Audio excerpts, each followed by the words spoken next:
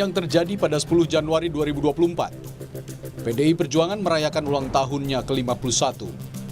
Pada saat bersamaan Presiden Jokowi melakukan pertemuan bilateral dengan Presiden Filipina, Bongbong Marcos.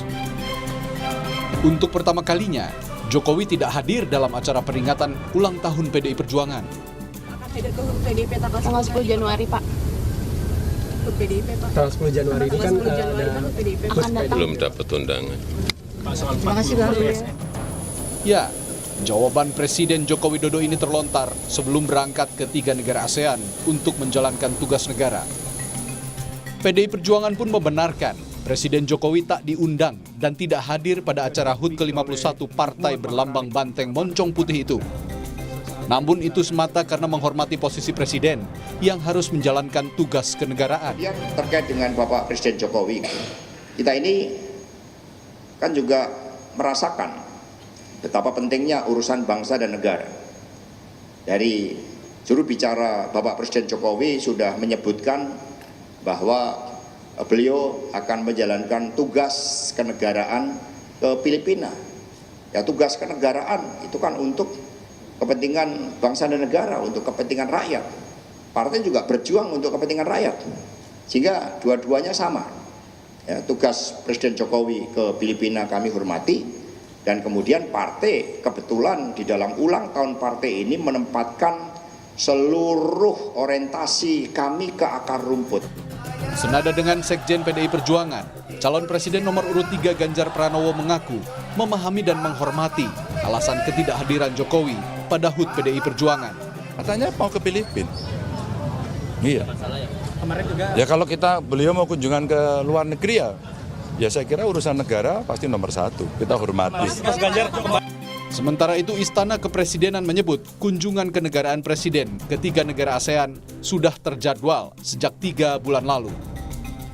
Istana mengklaim hubungan Jokowi dengan PDI Perjuangan pun hingga kini masih sangat baik. Sampai saat ini seperti juga disampaikan Pak Presiden belum diterima ya oleh Kementerian Sekretariat Negara. Pun ada, Presiden akan tetap dikunjungan karena ini sudah rencana yang sudah dirancang lama ya. Berapa bulan yang lalu sudah melibatkan antara Kementerian Luar Negeri dan juga 2 negara terkait dengan kunjungan ke 3 negara ini. Ucapan-ucapan khusus Saya belum tahu ya, nanti saya cek itu. Tapi belum ada permintaan juga dari PDIP. Tapi Pak Jokowi sendiri masih berkomunikasi atau tidak dengan PDIP? Atau komunikasi bagus lah, tetap dengan semua tokoh-tokoh politik, dengan semua partai, komunikasi Presiden bagus sekali. Lalu apakah panas dinginnya hubungan Jokowi dan PDI Perjuangan akan berdampak langsung pada elektabilitas partai, termasuk pada Capres-Cawapres usungan PDI Perjuangan? Tim Liputan, Kompas TV.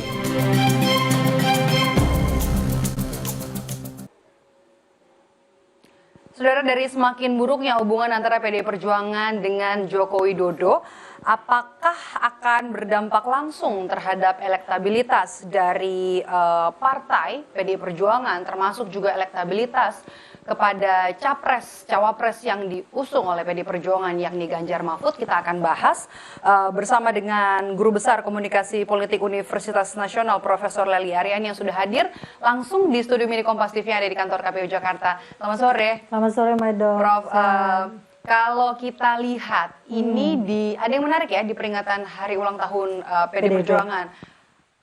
Ketidakhadiran Presiden Joko Widodo, apa analisa Anda soal ini? Ya. Tentu kalau kita membaca suasana kebatinan di PDIP ya, pasti ini sesuatu yang berbeda. Kader yang sangat dibanggakan, yang paling sukses gitu kan, tidak bisa hadir di ulang tahun, justru di detik-detik terakhir di penghujung jabatan kader itu sendiri Pak Jokowi gitu kan. Pasti ada kekecewaan di kalangan PDIP itu sendiri. Tapi kita tidak tahu apa perasaan Pak Jokowi, pastinya kan kita harus nanya itu Maidop ya. Jadi ada 2 kemungkinan nih, bisa jadi diundang, tapi sudah dikabarkan bahwa ada agenda berkunjung.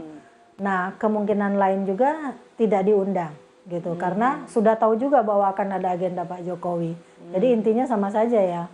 Nah di sini makin menunjukkan adanya jarak komunikasi politik ya, jarak komunikasi politik antara Pak Jokowi sama partainya, karena sampai detik ini tidak ada identitas lain Pak Jokowi selain PDIP.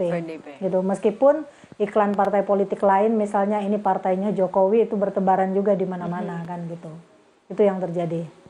Kalau Anda melihat hubungan antara PDIP dengan Jokowi saat ini dalam konteks komunikasi politik, apa yang bisa kita analisa dari hubungan keduanya saat ini sekarang? Iya.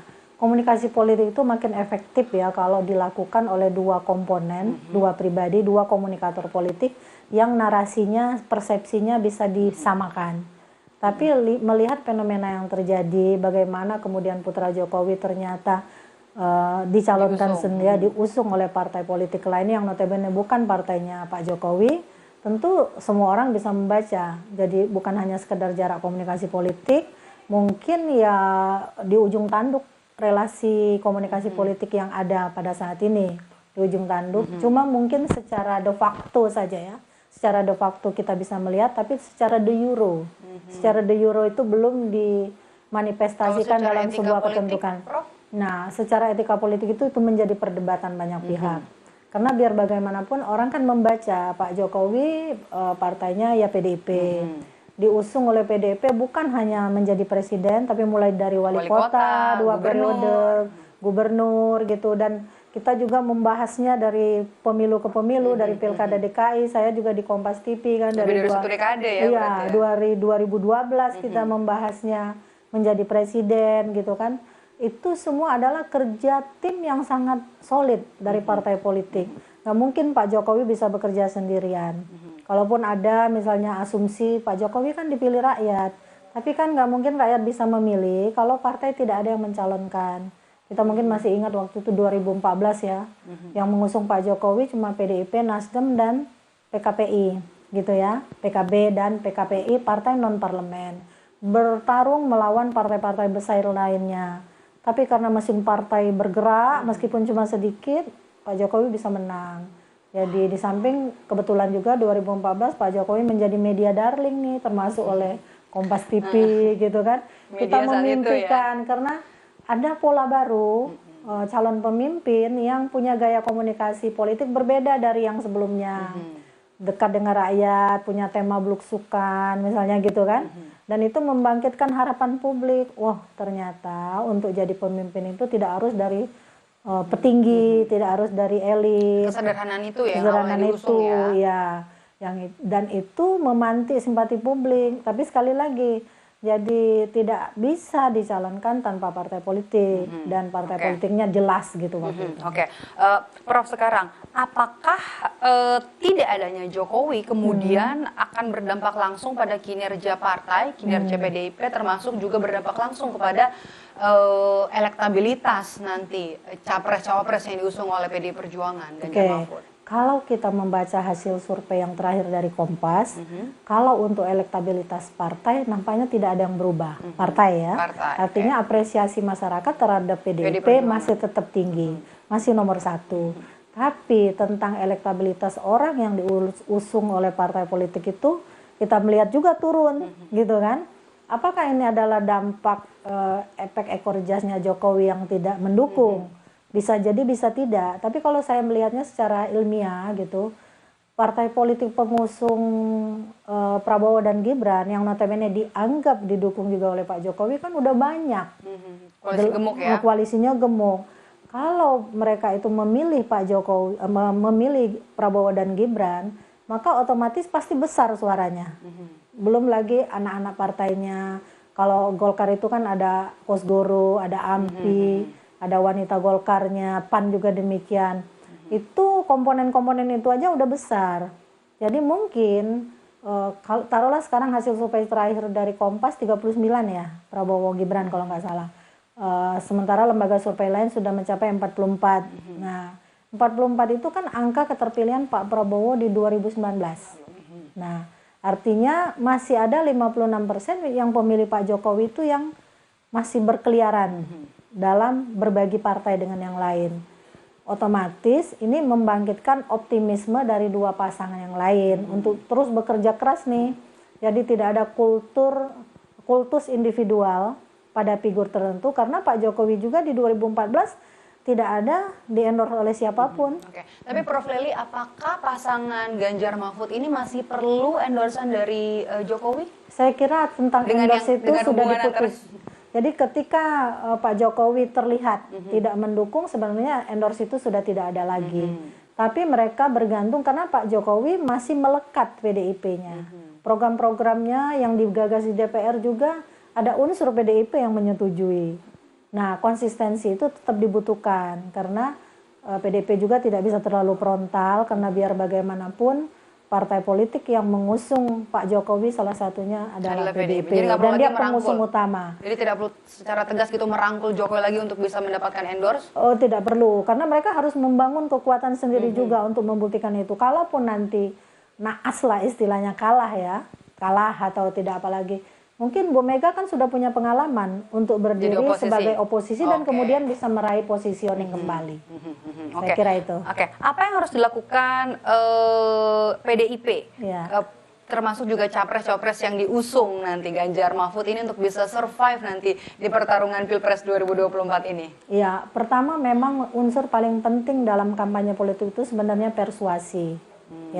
Bagaimana mereka mempersuasi pemilih, jadi tidak bergantung kalau mereka ingin melanjutkan positioning melanjutkan itu mungkin tidak persis sama dengan Pak Prabowo karena mereka harus berbeda biarpun sedikit gitu kan, termasuk koalisi yang lain perubahan sudah jelas positioningnya. Nah, kalau mereka melakukan kiat-kiat kampanye politik yang bisa membangun kesadaran publik bahwa kita butuh sesuatu yang dilanjutkan tapi dengan komposisi yang berbeda. Jadi kritiknya harus tetap dalam batas etika barangkali untuk membangun empati publik yang masih sangat mencintai Pak Jokowi seperti itu. Kita kembali lagi sama apa yang terjadi hari ini saat pidato politik dari seorang Megawati Soekarno Putri, Ketua Umum PDI Perjuangan yang berkali-kali, kalau kita boleh petik, ada beberapa kata yang sering kali diulang, salah satunya adalah kata eling begitu pada saat menyampaikan pidato, kemudian juga ketegasan soal pemilu, kemudian ketegasan soal pertahanan dan juga keamanan gitu.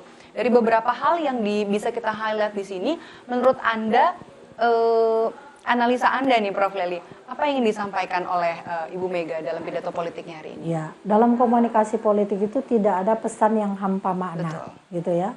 Tetapi pesan itu dimaknai oleh siapa? Dimaknai oleh penerima pesan. Jadi si komunikator politik dia bebas saja mengungkapin apa saja, tapi yang menangkap makna itu si penerima pesan. Karena jadi komunikasi politik itu dalam bentuk ucapan, tindakan, tulisan, simbol, lambang dan seterusnya yang bisa mempengaruhi suatu struktur kekuasaan tertentu. Nah, apa yang diungkapkan oleh Bu Mega ini pasti alasannya adalah apa yang terjadi, termasuk renggangnya hubungan Bu Mega dengan Pak Jokowi yang notabene adalah kader terbaik menurut mereka gitu kan. Nah, pesan itu mengingatkan juga kenapa Anda berubah.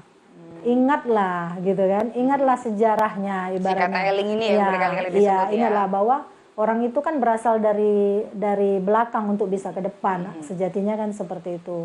Itu pesan yang menurut saya paling menolak. Saya pernah berpikir Pak Jokowi memang suatu saat pasti akan keluar dari PDIP. Tapi tidak terbayangkan saat ini gitu loh. Bahwa di akhir masa jabatannya tidak begini pula caranya. Mungkin ketika selesai jabatannya diserahkan kepada penerusnya, lalu Pak Jokowi keluar. Sehingga narasi semacam ini tentu tidak keluar. Jadi karena narasinya yang keluar seperti ini benar-benar mengembalikan ingatan publik pada situasi ketika Pak Jokowi mengecewakan partainya. Yang menarik juga hari ini adalah apa yang dilakukan Wapres, mengacungkan salam 3 jari begitu ya. Apa analisa Anda, Prof? Kita itu namanya psikologi massa tuh. Kalau kita berada dalam suatu kelompok atau kerumunan juga termasuk, itu kan bukan kerumunan organisasi itu kadang-kadang perilaku individual kita itu hilang. Dia bergabung dengan perilaku massa yang ada pada saat itu. Jadi entah itu sekedar mendukung gitu. Kalau dulu kan kita punya salam nih, kalau berada dalam komunitas komunikasi, insan komunikasi, salamnya huruf K. Tapi kan sekarang berbentuk 3 jari, jadi nggak bisa lagi dilakuin gitu kan. Nah demikian juga orang-orang yang hadir nih, misalnya ada tokoh dari partai apa waktu itu di PDIP teriak merdeka karena simbolnya PDIP merdeka gitu sama kan. Kayak ketika pembukaan tadi ada menteri-menteri juga kan sebenarnya bukan dari PDI Perjuangan gitu, jadi bisa juga untuk menghargai yang mengundang. Tapi ini seorang wapres. Oh, nggak apa-apa, nggak apa-apa. Nanti dia hadir di partai politik lain, dia bisa Begitu menggunakan juga. simbol yang sama. Oke. Jadi artinya dia bisa memayungi, ya gitu ya, menjadi teladan bagi sebagai pembina politik di tanah air bagi seluruh partai politik. Jadi nggak ada artinya. Nggak ada artinya. Nggak ada artinya. Biasa saja untuk menyenangkan tamu yang mengundang. Oke, gitu. baik. Terima kasih sudah berbagi bersama kami menyampaikan sejumlah analisanya dari apa yang terjadi hari ini, terutama di apa yang disampaikan oleh seorang Ketua Umum PD Perjuangan, Ibu Megawati Soekarno Putri pada saat menyampaikan pidato politiknya di peringatan HUT ke-51 PD Perjuangan yang tidak dihadiri oleh Presiden Jokowi. Terima kasih, Terima kasih, Prof. Lely. Maido. Sehat selalu. Terima Sama-sama. kasih, Guru Besar Komunikasi dari Universitas Nasional, Prof. Lely Arianti sudah bergabung bersama kami di Sama-sama. program Rumah Pemilu hari ini.